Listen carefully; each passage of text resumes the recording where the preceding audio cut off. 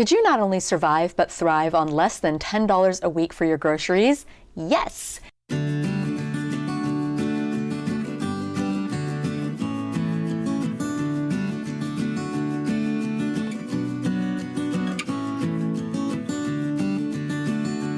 If you stumbled upon this video, I'm Sarah, and on this channel I make a lot of videos about saving money on food by buying smart and cooking all of your own food from scratch. And for the last several weeks I have been doing an experiment where I did a $40 grocery trip at Winco. I spent just under $40 to buy groceries for a 4-week period, and I've been using only those groceries, I kept them separate from my other groceries, to cook meals. I made a meal plan for 4 weeks based off of just those groceries for $40 that I bought at Winco.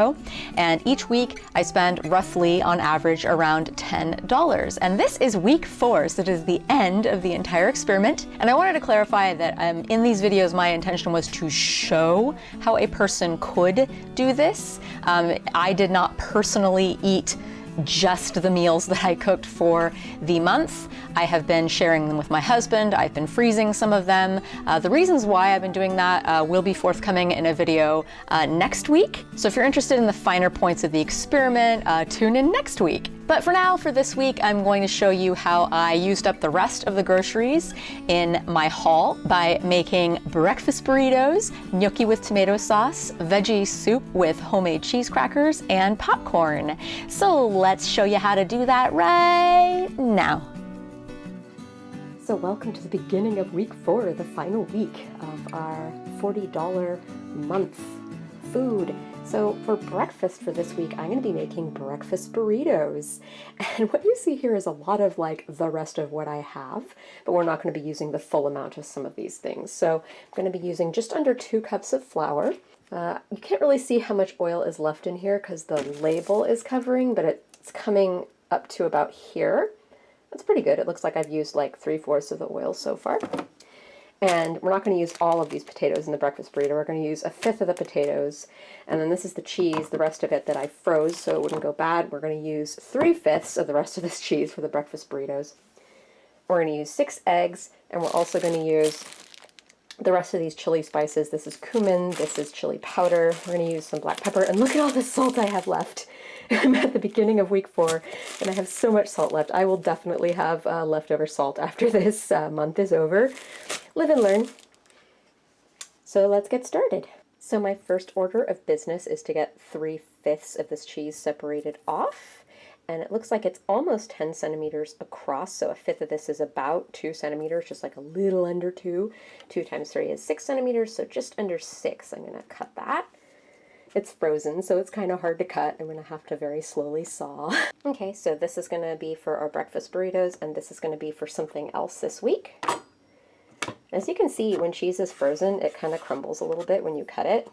So if you're going to like grate it anyway, or like puree it anyway, like we're going to do in these recipes, it's okay. I'm actually going to add just a little bit more to the non-used cheese, just to make sure I definitely have enough.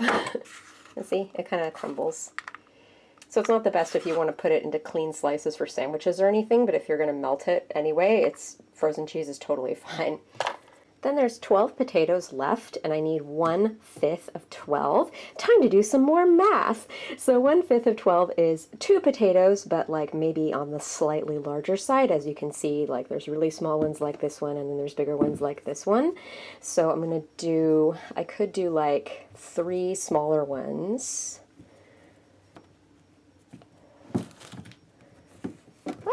This is one of those things where, like, if you wanted to be really precise, you could use a kitchen scale and, like, get exactly the right amount. But I think that's about right. I think that's about 1/5, and that's the rest of our potatoes. So this is going to be the rest of our potatoes for the rest of the week after I make the breakfast burritos with this amount of potatoes. So in case you haven't already guessed by now, I'm going to be making the tortillas for the breakfast burritos from scratch, and be using the rest of, not the rest of this flour, but some of the rest of the flour. If you may remember from week 1, I discovered that there's actually less flour in this bag than I thought there was when I planned out the whole week, so I wound up making less fresh pasta in week 1, and I'm also going to make smaller, thinner tortillas for these breakfast burritos, hoping it works out. Anyway, I've got a cup of flour in here, and I'm going to add a pinch of salt. Got plenty of that to go around. And I'm gonna start pretty conservatively. I only want to use like 1 3/4 cups flour total. It's a 1/4 cup of flour per tortilla, or 100 calories per tortilla. So I'm really starting with like a heaping cup of flour in the bowl, and then I'm going to add this in as needed. If you saw my roti that I made in week 2, it's pretty much the same process. So you just kind of add enough water until you get it like wet enough. And I like to start like this where I have like not all my flour in there, so I can add enough water for it to be like just a little too wet. And then I slowly add in the flour to get it to the right consistency, because it's so much easier to add flour than it is to add water to a dough. Otherwise it's too stiff and you just can't really work with it. This looks like it might be actually a perfect amount of water for the flour that is in there. I might add a little bit extra. Add a little extra water. This is something you kind of have to do by feel, because your humidity is different wherever you live. Okay, yeah, this is looking pretty good. It's like a little too wet, but not too wet. And then I can just add in the rest of the flour until it's the right consistency. And then you also need to make sure to have a little bit of extra flour to roll out the tortillas. So yeah, it's at the point now where I have to use my hands. Now when it's at a point where it's like sticky, but like it's not gonna turn your hand into just a big clumpy claw hand of flour, start using your hands to manipulate it. I like to keep it in the bowl at first to use the wetness of the dough to just get all of the sticky flour bits off of the edges of the bowl. And if you can do that and then there's still some stick in your dough, that's a really good spot to be at, because then you add just a little more flour and you're good to go. This is one of these things that really comes down to practice. So the first few times you make tortillas, you're probably going to have too much flour or too much water, and you'll have to kind of add more flour or water as needed. Trying to keep the camera as steady as possible. I'm sorry if anyone's getting motion sickness. But anyway, once it gets to the point where the bowl is pretty much dry, I transfer it to a cutting board to knead it with some flour.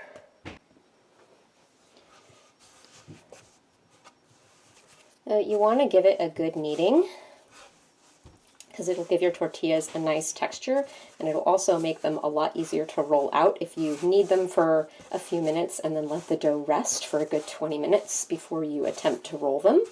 And since we want to get these tortillas as thin as we possibly can, since we need to get 7 tortillas out of what was originally going to be twice as much dough and now it's like half, yay, miscalculations. We just really want to get the most out of this dough.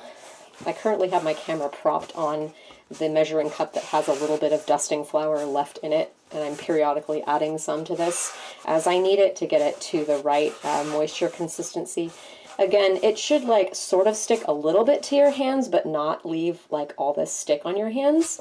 So like if it absorbs all the flour on your cutting board and your hands are still pretty sticky and the dough is still pretty sticky, then it can use a little more flour, which this can. I still have that much left for rolling it out. Anyway, the end result of your dough should be a nice smooth ball of dough that's like a little bit moist to the touch. Like it'll kind of stick to your finger when you touch it, but then it will immediately release and it won't leave behind any stick on your finger. That's kind of what you're looking for. And when it gets to that point, you cover it and let it rest for about 20 minutes before you roll it out. So you can't feel this, but maybe you can see the ball is pretty smooth. There's no flour on the board. It's like sticking, but then gently releasing from my hands. My hands are almost completely clean because most of the sticky flour came off into the dough, which is a good sign. And it's nice and pliable and soft and smooth. So we're going to stop here. And I think at this point I am going to divide it into 7 balls before I rest it, just for ease of rolling later. So I'm going to roll it into a little sausage. And then I can use my handy dandy measuring tape to cut relatively equal portions. So I'm going to roll it to a 7-inch sausage since I have to cut it into like 7 pieces. Ta-da! 1, 2, 3. I've got my 7 pieces cut. I'm just going to kind of form them. I'm going to ease them into sort of round shapes to encourage my tortillas to be round later.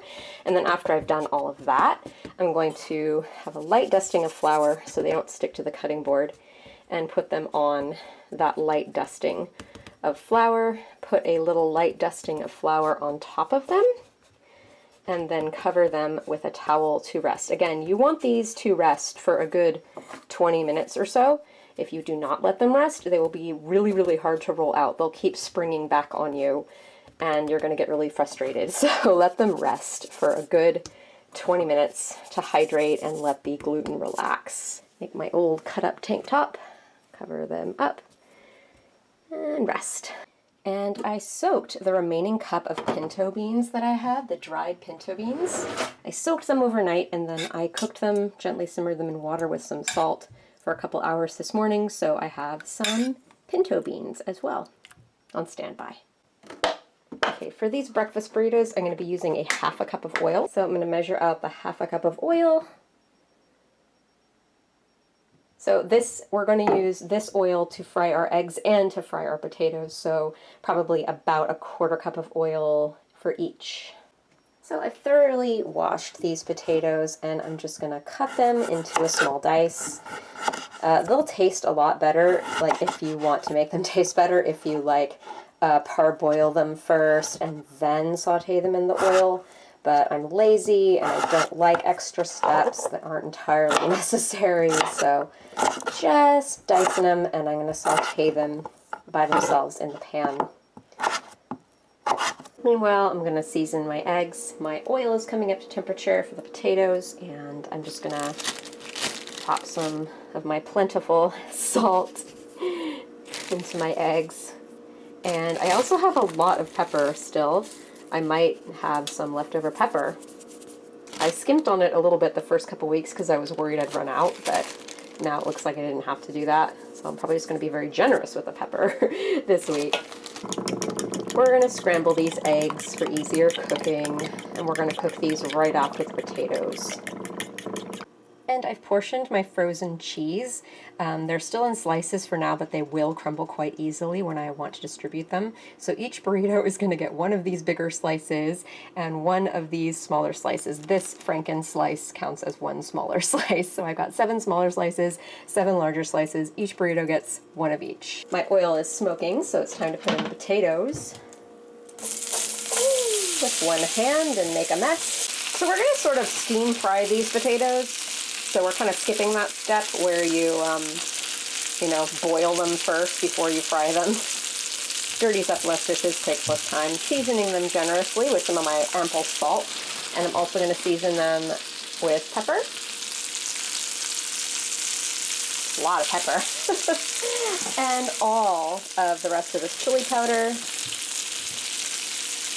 These are going to be really flavorful potatoes, actually, which is really nice for a cheap week. And all the rest of the cumin.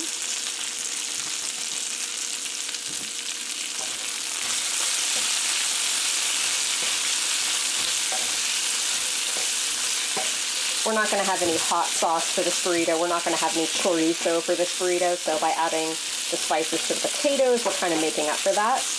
And it's ultimately a lot less expensive. These potatoes are going to easily be the most flavorful thing in this entire burrito. So I said we were going to steam fry these by putting a lid on, so they will steam and fry at the same time. So while the potatoes are cooking, I'm going to be rolling out and then cooking these tortillas because they've had enough time to rest. Look at how nice and soft and pliable they are. They're not springing back. They're stretching out nicely. That is what we want. So I'm just going to move all but one of them to the side. Sprinkle with some flour, and applying even pressure, roll all the way around. I don't really care if my tortillas are like absolutely perfectly round. If you really cared and you didn't mind wasting a little like flour and scraps, you could like use a circular mold to cut out your tortilla into perfect circles afterwards, but I don't care. And that's a waste of money and food. So just roll it as round as you can and roll it out as thinly as you can, adding more flour as necessary to prevent stickage. As I said, these tortillas were supposed to have twice as much flour in them, so they were supposed to easily be a lot bigger. In fact, not everything, it might be the case that not everything will fit in the breakfast burrito. We'll see kind of how that works. I'll make it work. But there you go. It's bigger than my hand, so not too shabby. And repeat that with the other 6. And meanwhile, we're going to heat a large skillet on the burner to fry these off. Every few minutes, you want to give your potatoes a stir. Make sure they're not sticking or burning. They smell really, really good. Wish you guys could smell them.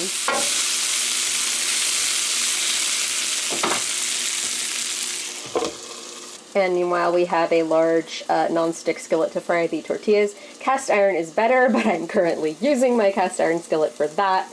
Hang on, wait, I have another. No, I don't have another big cast iron skillet. This is why I want more cast iron skillets. But anyway, this will do. A large non-stick skillet is fine. Not as good, but it'll still work. Okay, so I like to multitask. I'm still in the process of rolling them out, and I have a few that are rolled out, and I'm rolling them out and stacking them while I'm cooking them. I don't recommend this if you're a beginner, but yeah, it's a great time saver if you do it that way. Anyway, I put it into the hot pan. It'll need a minute or 2 on this side. Flip it, another minute or 2. These cook up really quickly. We're looking for the color to kind of change. It's kind of hard to see in the camera, but like there's some little like darker bits here, and then you'll see these little white bubble things start to pop up. That's always a good sign. It's nice to have a few little brown spots on your tortilla. And what you're going to want to have in this cooking process is a little plate with a towel, and then you put the tortilla on the towel and cover it as you're stocking them. Otherwise they dry out and get really crackery. So this one looks like it's about ready to flip. There's little air bubbles. I don't know how well you can see that on the camera, but I'm going to flip it. There's a little bit of color on it. It's fine if there's not a lot. I mean, we're going to be eating a lot of these tortillas leftover throughout the week, so slightly undercooking them is fine. You can totally see puffing up, puffing up, puffing up. Those are good signs. Yeah, in just about a few more seconds, it'll be done. Oh, while it's finishing up, I'll show you guys, I drained the cooked beans just so I could see how many I had to divide by 7. Looks like it's about 2.5 cups of beans. So 2.5 cups divided by 7, that's a little less than 1/2 cup per burrito, which is actually a lot. I might like have the beans on the side because these tortillas are so tiny. See, it's done pretty much. Nice and soft and pliable. Let's keep it that way by letting it steam in its own steam, and then fry the next tortilla. And since I don't have to film myself frying this tortilla, I will roll out the rest of my little tortilla doughs. So I pulled out a potato and I ate it to test for doneness, and they're done and it tastes amazing. So these are done. Just let them chill out. Not chill out literally, you want them to still be warm.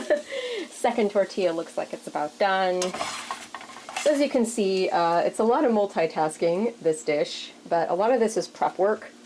Every subsequent day that you eat this dish, you don't have to make tortillas, you don't have to fry up the potatoes, you don't have to cook the eggs, you just have to reheat stuff.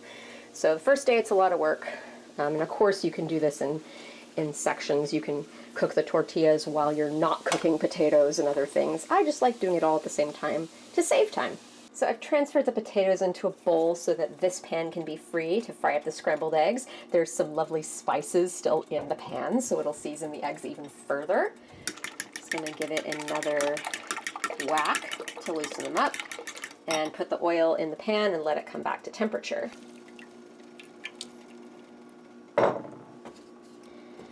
And depending on what kind of scrambled eggs you like, if you like the smaller curds, you can continue to stir it like this, or if you like larger curds, you can sit and wait a bit and then stir it, however you like your scrambled eggs. I like the color though from all those spices, that's kind of cool. Meanwhile, I'm on tortilla number 6. And I've got my stock in here steaming. So I'm finishing up the eggs. I went for the larger curd, country scramble style, because we're not being French right now. And they're just about done. So it's kind of naturally divided itself into 3 little segments. So each burrito is going to want about half of one of those segments with a bunch of little pieces Frankenstein together. So probably about like that much egg per burrito. So let's start assembling these. Well, just one really. So I got my 1 tortilla on the plate. I am not a master burrito maker. You get about 1/7 of your scrambled egg. That was freshly hot and I want the cheese to melt, so let's put a little on here. You could pop that in the microwave a little bit if you wanted to really make sure the cheese melts, but then you might risk making your tortilla stale. So scratch that. And the rest of the cheese, the little Franken bit, it's not frozen anymore, by the way. It's thawed out while it was sitting out here. That is a nice, generous amount of cheese. I like to see that. Again, I'm going to eyeball this. I want about 1/7 of these potatoes. That looks like it's probably about 1/7.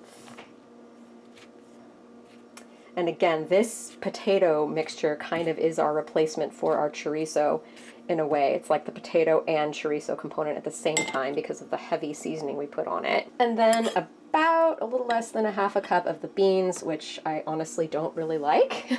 I would totally leave this out, but it's working together with the flour to create a complete protein.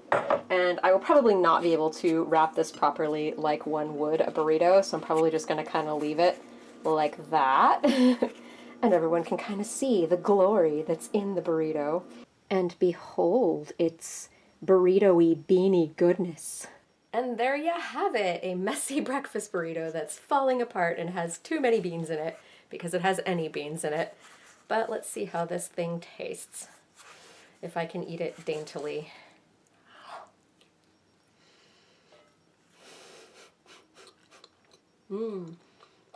Oh man, the potato is really, really good.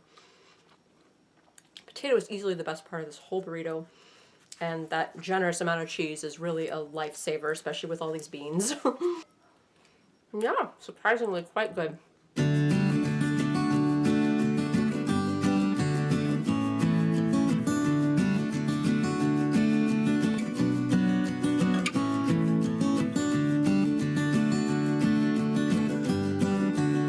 Here we go, week 4 lunch.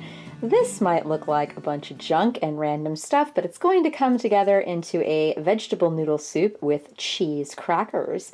So this is all of the scraps, all the veggie scraps that I've been saving throughout this entire month in the freezer. I've defrosted them, and I'm going to turn them into a broth for my soup. In the soup, I'm also going to add this 1/4 of a cabbage. It's kind of getting discolored around the edges where it was cut. I mean, it's pretty old by now. So I'm just going to like shave off very carefully that little bit of discolored cabbage and not use that. But the rest of this cabbage and the core that's sitting there, core is going to go in the broth. Cabbage is going to go in the soup. These carrots are going to go in the soup. The little end pieces and the peelings are going to go in the broth. So I'll prep those beforehand. And then I'm also going to put the rest of the pack of spaghetti that I got, that giant pack of spaghetti. That's going to be my noodles. I'm just going to break it into little pieces. And then I still have, look at all the salt I still have. That's way more than enough salt, but I'll use that to flavor the soup and maybe the crackers a little bit. They won't need it much because cheese already has salt. This is the rest of the cheese that I bought. And then I also have that little bit of extra baking powder that I got sort of by accident. I'm going to put some of that in the crackers because I think it could benefit. Pepper in the soup. And then for the crackers, I'm also going to use some of the flour. I'm getting pretty low on my bag. And about 6 tablespoons of this oil, which also getting pretty low by now. So the first thing I'm going to do is get this pot of water on high. And I'm going to put all of the veggie scraps in there to make a broth. Whoa, look at all those carrot peels. It's like mostly carrot peel and cabbage core, but also some onion bits, which will really give it a nice flavor.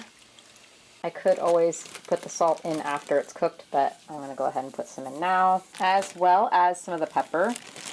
Because once the veggies go in, and especially the pasta, I'm not actually going to cook the soup for very long. Most of its cooking is going to be at this stage when the broth is being formed. So I'm going to heavily season it now with pepper, pretty much my only seasoning left. And I'm going to get these peeled and cored and topped and put those also in the broth. And I'm going to go ahead and cut these up just to prep them for the soup. You want these kind of in bite-sized pieces, but smaller bite-sized pieces, since we need to stretch this soup out for 7 servings. That means each serving is getting like a little less than 1/3 of a carrot. I'm going to thinly shred the cabbage, thinly as I can, again, because this has to stretch for 7 servings of soup. Honestly, like the soup on its own is going to be pretty light, only 200 calories per serving. But then adding the crackers to it is going to give it a little more substance. So I'm going to take about a cup of flour and dump it into my handy dandy food processor. I'm now officially out of carrots, officially out of cabbage, and officially out of cheese. So now I'm going to add probably about a teaspoon of baking powder. I guess I don't want too much leavening. The original recipe I found online did not even have leavening in it, but I think it could benefit, and I have it anyway. Also, I'm going to add black pepper, even though it wasn't in the original recipe, because I still have like a lot of pepper, so I might as well use it. So I still have, after this, I'm still going to have some baking powder left. And this baking powder doesn't go away. I can roll it over and use it in a new month. So there you go. Looks like about almost a tablespoon left. So I've never actually made these crackers before. This is kind of an experiment. I'm going to start by just pulsing the cheese and the flour and the spices and the baking powder.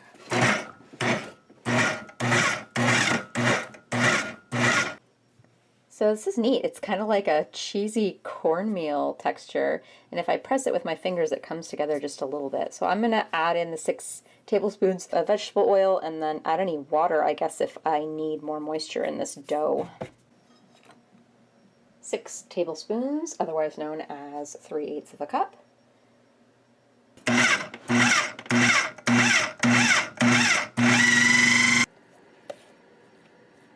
Just stirring to get the little bits of flour that didn't make it. As you can probably see, it's at a point where if I squeeze it, it'll come together. It crumbles a little bit after it's come together, but I think I might not need to add any water. I don't know, I'm gonna see. So this was boiling, it's still boiling, so I turned it down. Ideally your broth should not boil, it should very, very gently simmer, so I'm trying to get that temperature down again. I guess it's not really as vital if it's pure veggie broth, but meat broth you definitely don't want it to boil. Anyway, I'm gonna like simmer this gently for half hour to an hour, and then we'll get all the goodness out of these veggies and I'll be able to turn it into soup. Use impeccably clean fingers to kind of work it a little bit. I feel like it needs a little bit of water to stay together, but not very much. A tablespoon or 2. There we go. Now that's coming together more like an actual dough. Ooh, neat. So I rolled this off camera. Yeah, that seemed to work okay. And then I can keep them on the parchment when I bake them. All right, let's hope this is a good thickness. This is really uncharted waters. I'm pretty sure I'm going to finish with something edible, but it's just not necessarily going to be crackers or taste really good. We shall find out. That will be exciting. Okay, so I'm going to cut these into crackers. And then I'm going to have to count all of them afterwards and eat exactly 1/7 of them every single day. So yeah, if you wanted to be perfect, you know, you could cut them all exactly uniform and use a ruler, but I don't care so much. Okay, I'm just going to dock these now with a fork. Again, I mean, I guess a person could be pretty and dock everything exactly evenly or use one of those docking wheels, but I don't really care. All you need is a mighty fork, and you can accomplish just about anything in the kitchen. Okay, into an oven, and we're gonna hope for the best. So they've been in there, you can't really see. They've been in there for about 10 minutes, and I'm gonna try 15 so far at 375. Where I scored them, they're all kind of fusing together again, but that's kind of okay because they'll probably be easy to break apart, I hope. They're starting to get a little brown around the edges, but I'd say this needs at least another 5 minutes, but we'll see. And here they are, about 20 minutes in the oven at 375. They're still a little bit soft in places, so I'm going to let them sit on this sheet on a wire rack to kind of dry out a little bit and become more cracker-like. They smell really good. Oh yeah, and this happened off camera because I had to do it really quickly and like was freaking out slightly, but I did take them out of the oven at about the 15-minute mark, and I reinforced the cut lines because they were all just kind of oozing together into one giant mega cracker, and I was worried it wouldn't cook properly or brown properly. So yeah, probably a good idea to spread the crackers out a little bit on the sheet when you bake them so that doesn't happen to you. So meanwhile, my broth, the veggies in there are pretty spent. As you can see, they've like reduced a lot because like all the liquid came out of the vegetables and went into the broth, and I tasted it and it has a really pleasant mild vegetable flavor, so I'm going to drain it. The first thing that I always do when I set out to make broth is I get out this giant bowl and put a strainer in it, because all it takes is one time of accidentally straining your broth directly into the sink with no bowl, and then you notice what you're doing when it's already too late. All it takes is one time, and then you become really paranoid when you make broth, and you make this setup in advance. And here are all of our scraps that we would have thrown away, turned into beautiful broth. And now I am going to throw these away now that they've given me their flavor. If I had a compost bin, I would put them in there, but sadly I do not, so trash it is. So I have poured the broth back into the same pot, and now I'm just going to dump in the veggies that I prepped earlier. I don't want these to cook for too terribly long. I want them to have some bite to them and not just be mush. Now it looks like soup. All right, I'm going to give it even more substance now by breaking these pieces of spaghetti in there as noodles. And I'm just going to gently simmer. It's not even at a simmer yet, but that's okay. Pasta actually doesn't need to be boiling to cook. But anyway, I'm just going to simmer / heat this until the pasta pretty much is done. And then the soup will be done, and we'll be ready to serve this up. Crackers are firming up nicely. Oh, here, ASMR. They are actually really good. Okay, and I totally didn't plan this, but there are 63 crackers total, and that divided by 7 is evenly 9 crackers per day. I mean, obviously, like, this cracker is a lot bigger than, like, this cracker, so, you know, mix and match to kind of make them equal, but yeah, 9 crackers per day. So it is just about done. I tested one of the noodles, and I'm just adding some final seasonings. I only really have 2 choices, salt and pepper. So that's what I'm adding. You can see it's kind of like Campbell's chicken noodle soup, the way the noodles are. I always thought they were sort of like just like really soggy, limp pieces of short spaghetti. And that's what we're gonna have here. But no chicken, because this is vegetarian. And behold its soupy, crackery goodness. I would tilt it towards the camera so you could see that there's soup in there, but then the soup would spill out of the bowl, so we'll not do that. But yeah, this was an amazingly pleasant surprise. I just kind of threw this together with scraps, and it's actually good. The broth, it's like really, really mild, because it's just mostly carrots and cabbage. And then the bits of the carrot and the cabbage like just reinforces the carrot cabbage flavor, but it actually is quite pleasant. The cabbage and the carrots, when they're cooked a long time and boiled like that gently, they kind of become sweet, like the broth has a sweetness to it. And then of course, if you actually did go through this entire month as prescribed, I have not been, but if you actually did go through the entire month as prescribed, you would not really be eating very much sugar, especially after week I mean, week 3, there's a little tiny bit of sugar in the cornbread, but aside from that, you wouldn't really be eating much sugar, so this would taste sweeter to you. And another amazing, pleasant little surprise were these crackers. I've made crackers before. I've even made cheese crackers before. They were a different variety, though. You roll them into a log and cut them. They didn't have any leavening in them. They were a butter cracker. I think these were supposed to have butter in them, but I used oil instead. Don't know if you would hear that, but yeah, it has a really nice crisp to it. It has a good flavor. It tastes kind of like goldfish crackers. Just different texture and less artificially flavored. I definitely could have rolled them out more thinly and done them all like more uniform, but it was a good call to put the leavening in there because it's got some nice layers.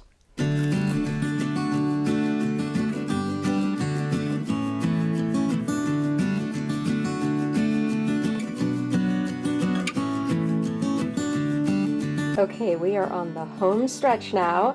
We have dinner for week 4, and this is pretty much all of the food that I have left from my purchases except for the popcorn and that little bit of baking powder. So we've got the final 2 eggs, the final third of a head of garlic, the second can of tomato sauce, the rest of the 10-pound bag of potatoes, all of this salt, a lot of pepper, I'm not going to use all of it, and the Italian seasoning that I bought, all of the rest of the flour, and 2 tablespoons of this vegetable oil. I'm going to save the rest of the vegetable oil to go with the popcorn for my snacks.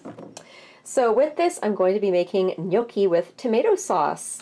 And gnocchi is made from potatoes and flour and eggs and a little salt, maybe a little water if needed. I'm going to start by peeling these potatoes and cutting them and boiling them. All right, I've just put all the potatoes in a pot of cold water so that they'll cook evenly. Now I'm going to salt them. I have lots of salt to spare. Look at all the salt I have. So I'm going to go ahead and salt this heavily. And turn it on. This is one of those things where if you like potato skins, like I just threw mine away. If you like them, you can save your potato skins, and then I'm going to use 2 tablespoons of oil in the sauce to go with this, but you know, you could save out a teaspoon of that oil, mix it with the potato skins, add some salt and pepper, and roast them in the oven for a nice quick little snack. But I don't like potato skins, so I'm not doing that. But that's just something that you could do if you like potato skins. Anyway, I'm just going to cook these till they're done, and then I'm going to drain them and mash them. So my potatoes are boiling away. Just going to cook them till they're tender. Meanwhile, I'm also starting my sauce for the gnocchi, and I've got 2 tablespoons of oil in this pan with the remaining third of a head of garlic. That was about like 4 large cloves. And I minced it, and I'm just going to heat this on low a little bit until it's fragrant, and then add the tomato sauce.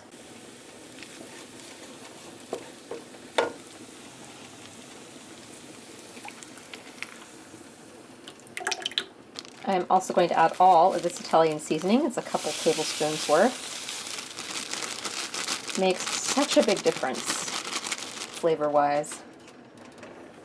I would also have loved to have added some minced onions to this, even some ground meat sometimes, and red pepper flakes is also nice, and I could have afforded to buy some, but I didn't know that I could have afforded to buy some. And I also love adding red wine to my sauces. I think they taste so much better with red wine, but can't afford it. So this is what we're working with. Not adding salt just yet because canned tomato sauce has salt in it. I'm gonna add salt at the end. But since I have extra pepper, I'm gonna go ahead and add black pepper to this sauce.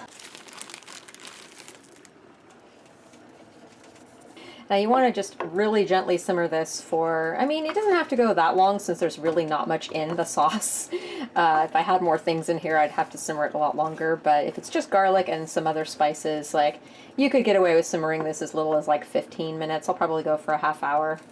And the Italian grandmas would yell at me if I didn't rinse out the can with water and then pour that into the sauce. The extra water will cook out of it. Okay, I have drained my cooked potatoes. While they're still hot, I'm going to mash them with this. I don't want to work them too much, otherwise they will get kind of gluey. And after they're all nicely mashed, I'm going to let this sit for about 20 to 30 minutes until it gets to be room temperature and is no longer steaming up my camera lens. Okay, our sauce is nice and ready. It is the right consistency and it smells really good. And now it is time to make the gnocchi. So this is the mashed potato. It is cooled down. It is room temperature. It's like ever so slightly warm, but that's okay. We just didn't want to cook the eggs. So grab into my huge bag of salt. I guess I'll do maybe teaspoon and a half of salt in here. And I'm going to add most of the rest of this flour. I need to save some for forming the gnocchi. So the recipe calls for about 3 cups. I'm going to do like 2.5. And there's just a little bit left in the bag. So I'm going to go put some of that on my cutting board. You have to mix the potatoes with the flour first and the salt and get everything incorporated. And then we're going to add the eggs, and that's basically gnocchi dough. It's incredibly simple. I know like a lot of people probably think gnocchi, ooh, it's this special fancy Italian thing. It's like, no, it's actually pretty easy and simple. It's just little potato dumplings. And it is also incredibly cheap. The last 2 eggs. I cannot crack eggs with one hand very well. And just incorporate them in. And at this point, I'm just going to get in with my hand. After I put down my camera, it will be my hands. It feels a lot like pasta dough, really, like fresh pasta dough. It just, like, it has this slightly different consistency, the way it, like, crumbles. And unlike pasta dough, you don't want to overwork this. These should be kind of lighter and pillowier. So this is enough for 7 servings of gnocchi. It is a lot of dough. To portion your gnocchi, grab a fistful, nice big handful of it, and we're going to put it in this flour area. Try not to get too much flour like on it or into it. I still have some flour in reserve. And then with 2 hands preferably, not one hand that's holding a camera, you want to roll it into a thin log and then cut it into little pieces. And then you just cut them into little lengths. Try to keep them about the same size so that they will cook evenly and so they will be easier to portion. I'm going to be counting all of these at the very end so I can find out how to divide that by 7. And just from that one handful that I grabbed that was like probably even less than 1/7 of all of the gnocchi dough, I'm already getting a lot of gnocchi, so we're going to be here for a little while. Anyway, I'm going to transfer these cut gnocchis to a cookie sheet with a little bit of flour on there and make sure they're not touching each other. So you can make gnocchi in advance and like leave them in the fridge for a bit. You can also freeze gnocchi if you aren't ready to cook them up yet. There it is, 191 gnocchi. So divide that by 7 to get how many gnocchi you eat in a day. Meanwhile, I have a nice big pot of water that is salted and also boiling, and I'm going to cook these in batches. Each serving is 27¼ gnocchi. So this is 2 servings in here right now. That's why the water is no longer boiling, is because I put the gnocchi in and the gnocchi cooled down the water, but the water should come up to the boil again pretty quickly. And you just want to cook these until they're done. Generally they're going to float on top when they're getting close to done because they're dumplings.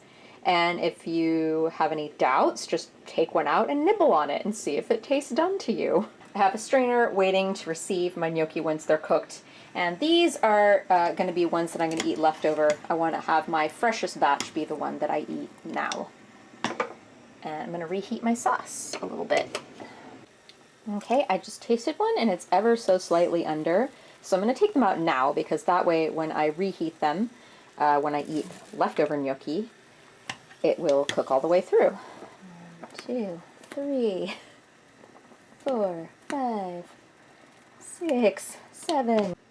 I am about to cook the last 2 servings of the gnocchi. My husband and I are going to eat them like right now. So I've portioned out the 5 leftover servings with the sauce just for later. So it's all individually portioned. And this is all the flour that didn't make it into the gnocchi that was kind of used like on the not the cutting board, in the cookie sheets when I was setting them. And there was like a teaspoon of flour left also that I didn't incorporate into the gnocchi. So hey, I have like a tablespoon of flour left over, yay! And behold, it's potatoey, tomatoey goodness. Ta-da! I feel like I've been making like a lot of pasta, but yeah, pasta's cheap, so that makes sense. Anyway, I have not made proper potato gnocchi in years, actually. Confession time. I usually, if I do make gnocchi, it's ricotta gnocchi. Jeffrey Zakarian's recipe, if you're interested in looking it up on the Food Network website. And it turns out I actually had like kind of more sauce than I need. This is like really heavy on the sauce. I like heavy on the sauce, extra flavor, so that's cool. But yeah, this is actually more sauce even than is needed. You could very well save like a couple servings of sauce aside for like future weeks, not even included in this month if you wanted to. Okay, let's dig in.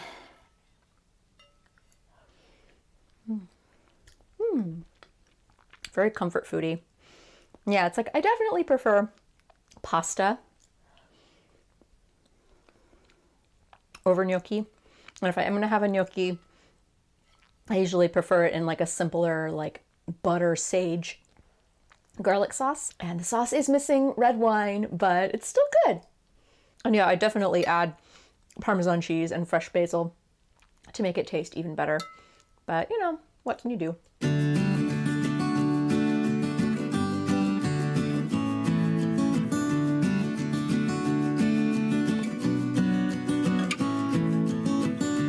So I have prepped the breakfasts, the lunches, and the dinners for this entire week, but I'm a few calories per day short, and I still have a little bit of oil, some popcorn kernels, and a lot of salt left.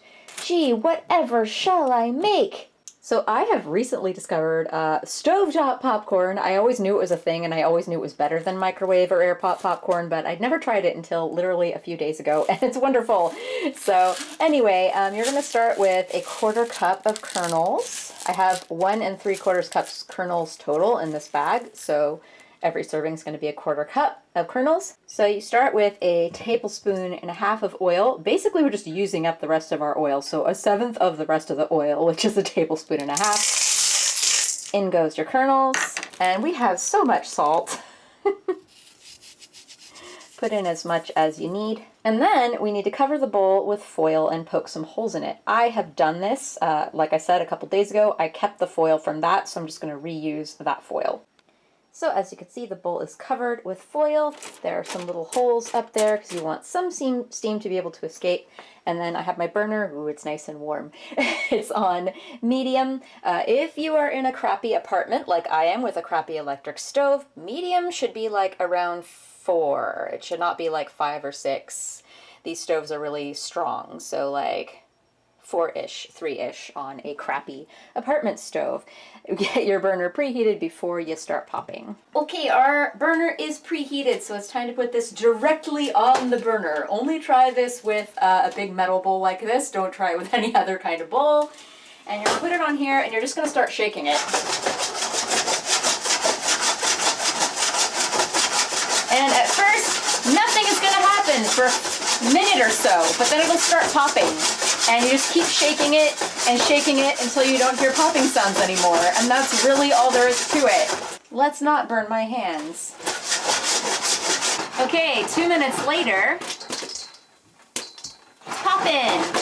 So at this point, you really need to make certain to keep shaking it a lot. Otherwise, it'll burn. And really listen to hear when the popping stops. Because when the popping stops, you have to take it off, otherwise it'll start burning.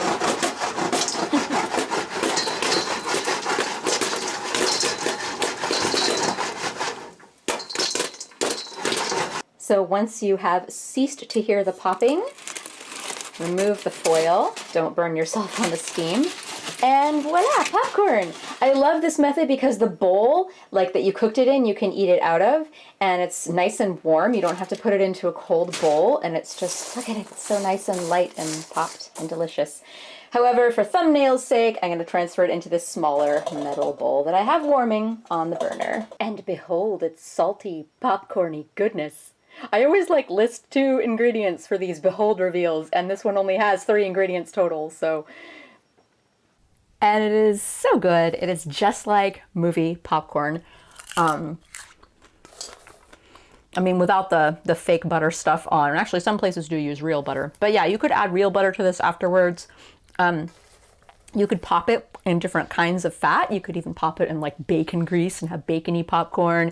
You could use different salts. You could add different spices to the salt. It's just, I feel like it's a lot easier to flavor your popcorn this way rather than trying to add it after it's already popped. Your kernels are not soggy this way either. But it should be good with added butter. And I haven't tried this yet, but I think it could be cool to pop it in ghee, which is basically clarified butter. You wouldn't want to pop it in butter because then the milk solids could burn, but I think ghee would be nice.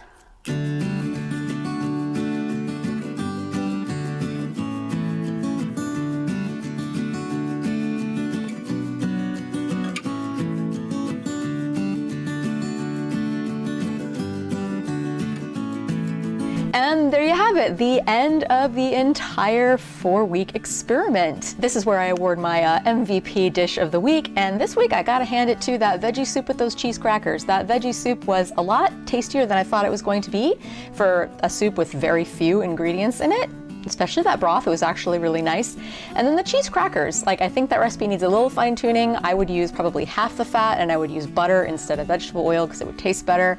Yeah, and it was a little too greasy, especially when I ate them later when they were not freshly baked. So I would use half the fat and use butter instead of vegetable oil. But other than that, it was really pleasant and tasty. As I said before, tune in next week if you want to learn more about behind the scenes of this 4-week period, why I personally chose to not actually eat through the entire month as is. This was more of a just showing you guys how a person could do that. I'm gonna tell you what I actually did during the 4-week period, which was actually more like a 7-week period, to be honest. That's part of the secret. And I'm gonna explain how it's still very beneficial. It was very beneficial to me and how it could still be very beneficial to you guys, even if you don't follow the exact plan as outlined in these videos.